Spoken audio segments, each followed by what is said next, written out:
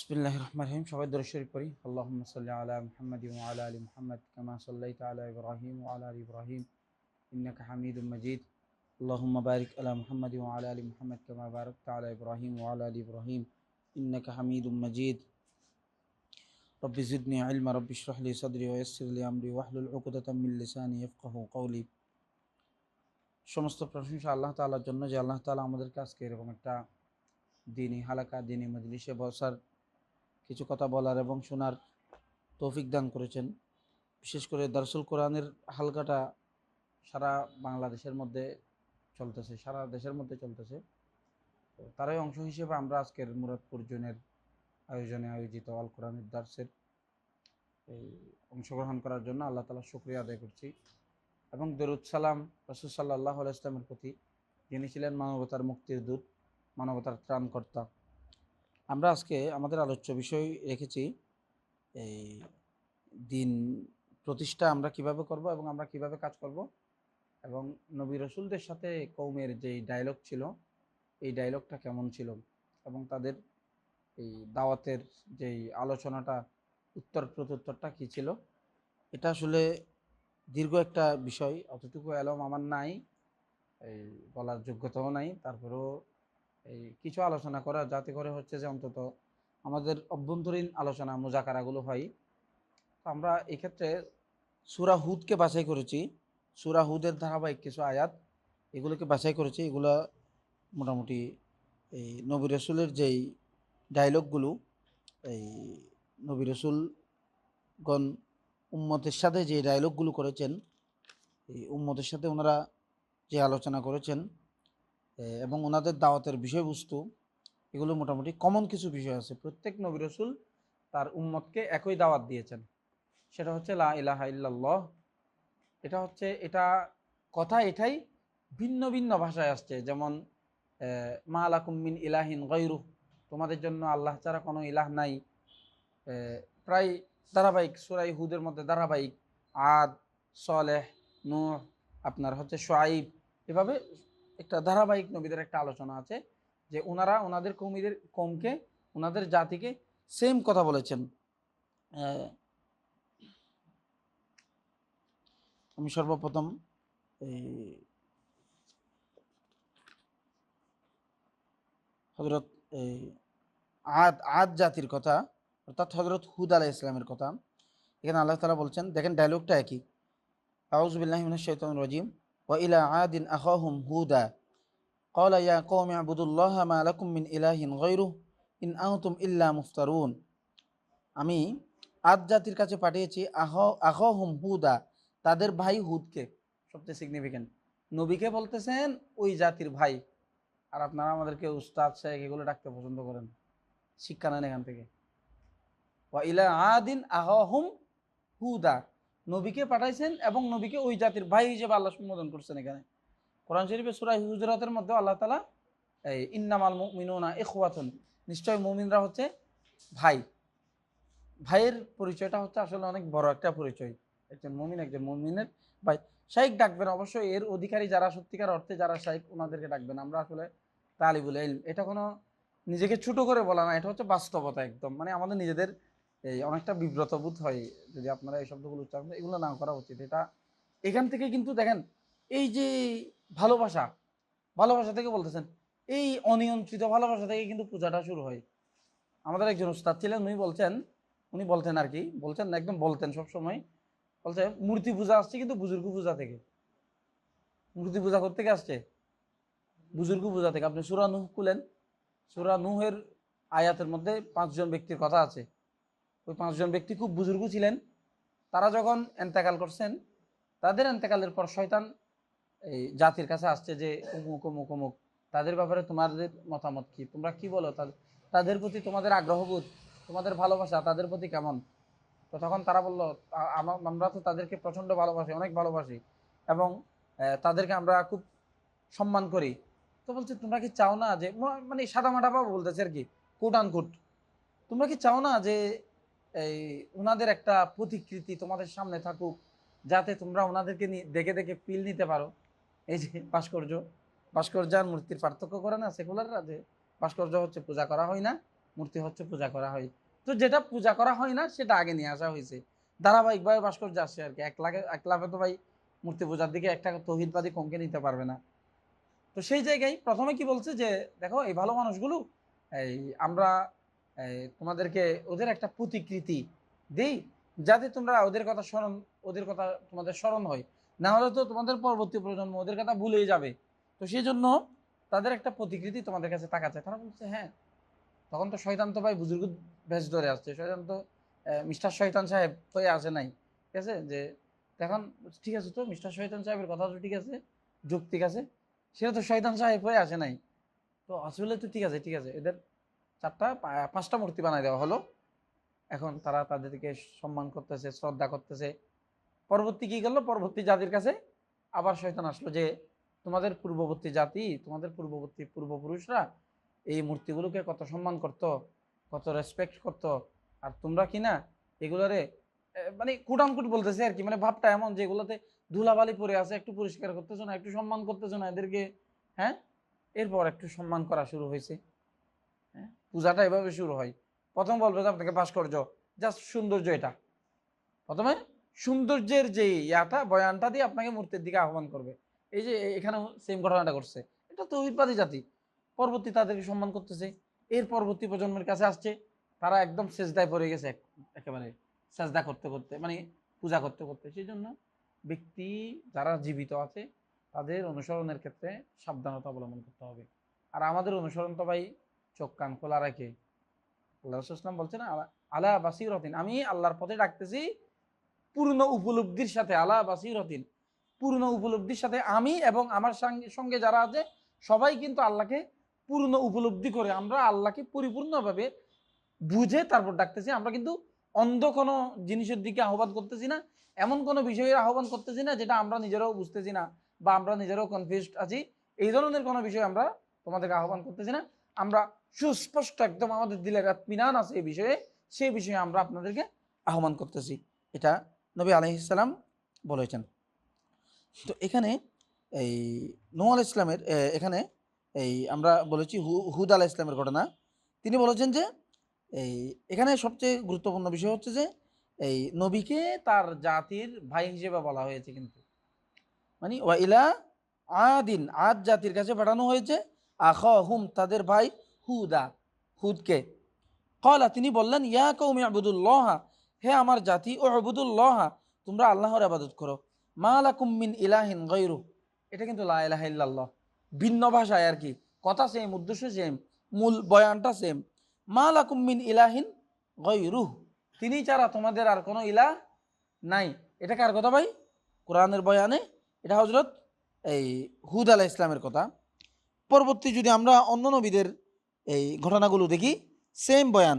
ওয়া ইলা সামুদা আখাহুম সালিহা ক্বালা ইয়া কওমি ইবুদুল্লাহ মা লাকুম মিন ইলাহিন গায়রু, দেখেন বয়ান সেম। এখানে পরবর্তী একটা কথা বলছে মা লাকুম মিন ইলাহিন গায়রু ইন আনতুম ইল্লা মুফতারুন, তোমরা তো আমাদের বিরুদ্ধে যেগুলো বলতেছো এগুলো তো আসলে আরোপ করতেছো, মিথ্যা আরোপ করতেছো, মিথ্যা রচনা করতেছো তোমরা। আর এখানে বলা হয়েছে সেম, ভাষ্যটা সেম।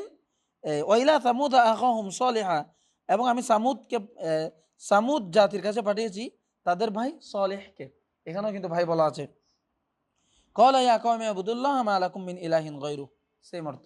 তিনি বললেন যে হ্যাঁ আমার জাতি, তোমরা আল্লাহর ইবাদত করো, তিনি ছাড়া তোমাদের কোনো কি নাই, ইলাহ নেই। হুয়া আনশাআকুম মিনাল আরদি, তিনি তোমাদেরকে এই জমিন থেকে তিনি তোমাদেরকে সৃষ্টি করেছেন। ওয়াস্তাগফার ওয়াস্তাগফারকুম ফিহা, সরি, ওয়াস্তামারাকুম ফিহা, এবং তোমাদেরকে এই জমিনেই, ফিহা মানে এই জমিনে, এই জমিনেই তোমাদেরকে বসবাসের স্থান দিয়েছেন। ফাস্তাগফারুহু, সুতরাং তোমরা তার এই ইস্তিগফার করো, ক্ষমা প্রার্থনা করো আল্লাহর কাছে। সুম্মা তুবু ইলাইহি, অতঃপর তোমরা তার কাছে তৌবা করো আর কি। ইন্না রব্বি করিমুম মুজিব, নিশ্চয় আমাদের রব হচ্ছে অতি নিকটবর্তী এবং মুজিব, তিনি আহ্বানকারীর আহ্বানে সাড়া দেন। যাই হোক, পরবর্তী আরও একজন নবীর কথা আসবেন এখানে এই সূরা হুদে। ওয়া ইলা মাদিয়ানা আখাহুম শুআইবা, আপনি দেখেন ভাষাগুলো কিন্তু সেম। ওয়াইলা ওয়াইলা মাদিয়ানা আখো ইলা জাতির কাছে বলতেছে, যে নবীকে পাঠাইছে ওই নবীর কথা বলতেছে। ওয়াইলা মাদিয়ানা আখাহুম শুআইবা, এবং আমি মাদিয়ান জাতির কাছে পাঠিয়েছি তাদের ভাই শুআইবকে। ক্বালা ইয়া কওমি আবুদুল্লাহ মা লাকুম মিন ইলাহিন গায়রু, একদম একটা শব্দ বেশ কম নাই। তিনি তাদের জাতির কাছে গিয়ে বললেন, ও আবুদুল্লাহ, তোমরা আল্লাহর ইবাদত করো, মা লাকুম মিন ইলাহিন গায়রু, তিনি ছাড়া তোমাদের আর কোনো ইলাহ নেই। এরপর ওই জাতির একটা সমস্যা, ওয়ালা তানকুসুল মিকালা ওয়াল মিজান, তোমরা ওজনে কম দিও না। এখানে নবী রাসূলের দাওয়াতি যে বয়ান, এখানে আমাদের মনে রাখতে হবে নবী রাসূলরা মৌলিকভাবে তাওহীদের দাওয়াতটাকে প্রথমে দিয়েছেন, তারপর প্রত্যেক জাতির আলাদা আলাদা কিছু কমন সমস্যা ছিল, ওই সমস্যাগুলো কিন্তু নিয়ে নবীরা আবার কি করেছেন, কথা বলেছেন। এমন না যে শুধু নবীগণ তাত্ত্বিক আলোচনায় সীমাবদ্ধ ছিলেন, এমন না যে নবীগণ শুধু তাত্ত্বিক আলোচনায় সীমাবদ্ধ ছিলেন, শুধু আল্লাহকে তাত্ত্বিকভাবে হাজির করেছেন, কিন্তু এই উম্মতের সমস্যাগুলো নিয়ে আলোচনা করেন নাই, যেটা আমাদের সমাজের মধ্যে হয়। যে মুসা আলাইহিস সালাম তার জাতিকে আল্লাহ চিনিয়েছেন, আবার ফিরাউন থেকে মুক্তিও দিয়েছেন, কিন্তু জালেম থেকে মুক্তিও দিয়েছেন। আপনি দেখেন এখানে শুআয়ব আলাইহিস সালামের কথা বলা হচ্ছে, তাদের জাতির সমস্যা কি ছিল, তারা ওজনে মানুষকে কম দিত। তো শুআয়ব আলাইহিস সালাম তাদের জাতির এই যে কমন সমস্যা, মূল সমস্যা, এটা নিয়ে কথা বলেছেন। লূত আলাইহিস সালামের জাতি, ওনাদেরকে ওই জাতির কাছে হযরত লূত আলাইহিস সালাম তাওহীদের কথা বলেছেন, সেম একই কথা বলেছেন, আবার ওই জাতির কমন সমস্যা নিয়ে তিনি আলোচনা করেছেন। ওই জাতির একটা কমন সমস্যা ছিল সমকামিতা, যেটা আমাদের সমাজের মধ্যে আধুনিকতার নামে ব্যাপকভাবে ছড়িয়ে দেওয়া হচ্ছে, শব্দের মায়ের পেছে ছড়িয়ে দেওয়া হচ্ছে। কিছুদিন আগে দেখলাম বিএনপির একটা রেনবো নেশন, এরা রেনবো নেশন প্রতিষ্ঠা করবে, এবং ওই যে শব্দগুলো আছে ইনক্লুসিভ, অন্তর্ভুক্তিমূলক, অংশগ্রহণমূলক, এখানে কিন্তু ইনক্লুসিভ বলতে সব সমাজের প্রত্যেকটা মানুষের অন্তর্ভুক্তিমূলক। ধরেন আওয়ামী লীগ থাকবে, বিএনপি থাকবে, জামাত থাকবে, কওমি থাকবে, সুন্নি থাকবে, বামপন্থী থাকবে, সবাই থাকবে, এই ধরনের ইনক্লুসিভ তারা বোঝাচ্ছে না। তারা বোঝাচ্ছে কিন্তু তাদের সেই উদ্দেশ্য, তাদের সেই যেটা মানবীয় গুণাবলীর সাথে যায় না এবং মানবীয় বৈশিষ্ট্যের সাথে যায় না, সম্পূর্ণ একটা আরোপিত একটা মতবাদ আমাদের উপর আরোপ করতেছে। তারা আরোপ করে তারা বলতেছে যে তোমরা এটা গ্রহণ করতেছো না কেন, তাহলে তো তোমরা সংকীর্ণতা, তোমরা আমাদেরটাকে মৌলবাদী বলতেছো, তোমরা সংকীর্ণ না, তোমরা তো ইনক্লুসিভ সমাজ তো তোমাদের মধ্যে নাই। দেখি তোমাদের সমাজের মধ্যে আমেরিকার ওয়াশিংটনে দাঁড়িয়ে একজন বলুক তো যে আমরা খেলাফত চাই, দেখি তোমরা কতটা ইনক্লুসিভ, কতটা তোমরা লিবারেল, দেখা যাক তখন প্রমাণিত হবে। এগুলো আসলে শব্দের মায়ের পেছে। তারা চায় আমরা যেন তাদের ফ্রেমওয়ার্কে কাজ করি, ইসলামটাকে তাদের ফ্রেমওয়ার্কে ব্যাখ্যা করি, তাদের ফ্রেমওয়ার্কের বাইরে যেন না যাই। আমি এই খুব 5-6 বছর আগে একটা রেড কর্পোরেশনের একটা দেখেছিলাম, মানে তাদের একটা ম্যানিফেস্টোর মতো আর কি। এখানে একজন মডারেট মুসলিম হওয়ার জন্য সর্বপ্রথম প্রশ্ন করছে একদম আরবিতে, হাল তুমিনু আলা ডেমোক্রেটিয়া, তুমি কি গণতন্ত্রে বিশ্বাসী? প্রথম প্রশ্ন ভাই, একদম আমরা যেরকম বলি আমানতু বিল্লাহি ওয়া মালাইকাতিহি ওয়া কুতুবিহি ওয়া রুসুলিহি, এভাবে এভাবে যখন আমাদের বিশ্বাসগুলো যেরকম ধারাবাহিকভাবে বিশ্বাসমালা আছে, এদেরও আছে আমানতু বিদ-ডেমোক্রেটিয়া ওয়াল ইসতিরাকিয়া ওয়াল কওমিয়াতু বিশুবিয়া, এভাবে ধারাবাহিক এদের বিশ্বাসগুলো আছে। কিন্তু আমি ঈমান আনলাম এই কিসের উপর? ধর্মনিরপেক্ষতাবাদের উপর, আমি ঈমান আনলাম জাতীয়তাবাদের উপর, আমি ঈমান আনলাম আপনার নারীবাদের উপর, আমি ঈমান আনলাম, এখানে মৌলিক আছে আবার, আমি ঈমান আনলাম এই আপনার ডেমোক্রেসির উপর। এগুলোর উপর যারা ঈমান আনবে না তারা হচ্ছে মৌলবাদী। তো ভাই তাকফির তো এরাও করে, তাকফির শুধু আমরা করি নাকি? এরাও তো, এটা কি শব্দ কি, ডিহিউম্যানাইজ, ঠিক আছে শব্দটা ভাই, মানে হত্যা করাটা জায়েজ করা, এই মানে হত্যা করাটা বৈধকরণ, তাদের বিরুদ্ধে যত মানবীয় ভায়োলেন্স আছে তাদের বিরুদ্ধে সব ধরনের তাদের কোনো মানবাধিকার থাকবে না। অর্থাৎ একজন বুরকা পরা মেয়ে, আমাদের ওনার নাম কি কিছুদিন আগে সেই করছিলেন যে নাবিলা, তারপর হচ্ছে যে ডক্টর আফিয়া সিদ্দিকা, ওনারা যখন আমেরিকার এগেনিস্টে দাঁড়াবে, আমেরিকার ফ্রেমওয়ার্কের বাইরে যখন দাঁড়াবে, সে কিন্তু আর কোনো নারী না, এখানে নারীবাদের প্রশ্ন আসবে না, সে কিন্তু আর কোনো মানুষ না, এখানে মানবাধিকারের প্রশ্ন আসবে না। তাহলে আমরা আমাদের জায়গা থেকে শুধু হীনমন্যতায় ভুগতেছি তাদের সিস্টেমে পড়াশোনা করার কারণে, যে আমরা মনে হয় হীনমন্য, আমরা মনে হয় হীনমন্য, ওরা চুরের জাতি ভাই, চুরি করে নিছে আমাদের থেকে এগুলা। আমি একটা কথা বলি সব সময়, এই যে ব্রিটিশরা আমাদের থেকে এরা কি আমাদেরকে আইডিওলজি দিবে আর কি আমাদেরকে টেকনোলজি, আমাদের থেকে যা কিছু চুরি করে নিছে এগুলো ফেরত দিতে গেলে এরা ফকির হয়ে যাবে। এরা তো চুরি করে নিয়ে এরা ধনী হয়েছে, যে চুরের জাতি এরা, আমরা এদের থেকে কি আইডিওলজি নিব? এখন সমস্যা হচ্ছে শব্দের মায়ের পেছে, সমস্যা হচ্ছে বয়ানে। আমাদের কোনো বয়ান নাই, আমাদের কোনো প্রায়োগিক বয়ান নাই। হাজার হাজার মাহফিল হচ্ছে, হাজার হাজার মাহফিল হচ্ছে, মাহফিলে মানুষ কানতেছে, হাসতেছে। একজন পীর আপনি দেখেন, একজন পীরের মুরিদ হয়ে আপনি 30 বছর কাটাই দিলেন, ওই পীর আপনাকে তৌহিদ শিখায় নাই।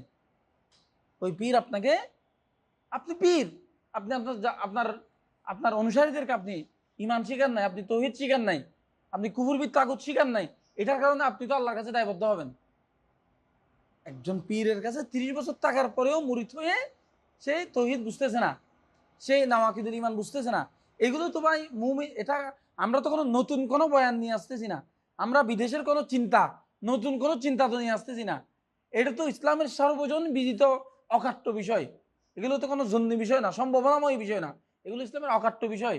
এবং ইমামদের ধারাবাহিকভাবে এই বক্তব্যগুলো আমাদের সালাফ থেকে নিয়ে পর্যন্ত, রসুল থেকে নিয়ে, সাহাবিদের থেকে নিয়ে এবং ইমামদের থেকে নিয়ে পর্যন্ত আমাদের বক্তব্যগুলো একই আছে, অকাট্য ইসলামের ইমানের বিষয়গুলো, আকিদের বিষয়গুলো। তো আমরা সবসময়, আমরা প্রশাসনকেও, গোয়েন্দা সংস্থাকেও আমরা এই বিষয়ে একটা কথা বলবো, সবসময় এটা বলবেন আপনারাও, আপনাদেরকে এই বিষয়ে সিদ্ধান্ত নিতে হবে যে আমরা আপনাদের বিরুদ্ধে মিলিটেন্সি হচ্ছি না, কিন্তু আমরা অবশ্যই আমাদের আদর্শ প্রচার করব। এদেশে কার্ল মার্কসের আদর্শ প্রচার করতে গেলে মোহাম্মদের আদর্শ কেন প্রচার করা যাবে না, সাল্লাল্লাহু আলাইহি ওয়াসাল্লাম? এদেশে লেনিন, স্টালিন, এদের আদর্শ প্রচার করা যাবে। এরাও তো কারো কারো ফ্রেমওয়ার্কে সন্ত্রাসী ছিল, কারো কারো বয়ানে এরাও তো সন্ত্রাসী ছিল, বিপ্লবী, অতি বিপ্লবী। এরাও তো এরকম একটা যুদ্ধের মধ্যে দিয়ে, একটা মানবিক এই ভায়োলেন্সের মধ্যে দিয়ে এরাও ক্ষমতায় গেছে এবং এরা ক্ষমতা পরিচালনা করছে, এবং এদেরও তো একটা ইতিহাস আছে। এদেরকে, এদের তো মিলিটেন্সি গ্রুপ ছিল বাংলাদেশে, ছাত্র ইউনিয়নের মিলিটেন্সি গ্রুপ ছিল না? তো তারা যদি তাদের সেই বয়ানে রাজনীতি করতে পারে, আমরা কেন মোহাম্মদ রসুল্লাহর বদরের চেতনা নিয়ে রাজনীতি করতে পারবো না? প্রশ্ন হলো, তোমরা বলবে আমরা তো এখন আপনাদের বিরুদ্ধে মিলিটেন্সি হচ্ছি না, আমরা তো তোমাদের বিরুদ্ধে মিলিটেন্সি হচ্ছি কিনা তোমরা বলো। আমরা অবশ্যই বর্তমান যারা আছেন আমরা তাদের সাথে সহযোগিতা করতে চাই, সোজা কথা। হাসিনা পালানোর পর বর্তমান যারা আছে আমরা তাদের সাথে সহযোগিতা করতে চাই, কিন্তু তারা যদি সেই পুরনো নেগেটিভ দাঁড় করিয়ে, যেই নেগেটিভের উপর হাসিনার ফেসিবাদের রক্ত জড়িয়ে আছে, এই বাংলাদেশের ছাত্র জনতার রক্ত জড়িয়ে আছে, সেই নেগেটিভ যদি আবার দাঁড় করাতে চাই, অবশ্যই এটার বিরুদ্ধে আমরা কথা বলবো এবং জনগণ এটা ব্যবস্থা নেবে।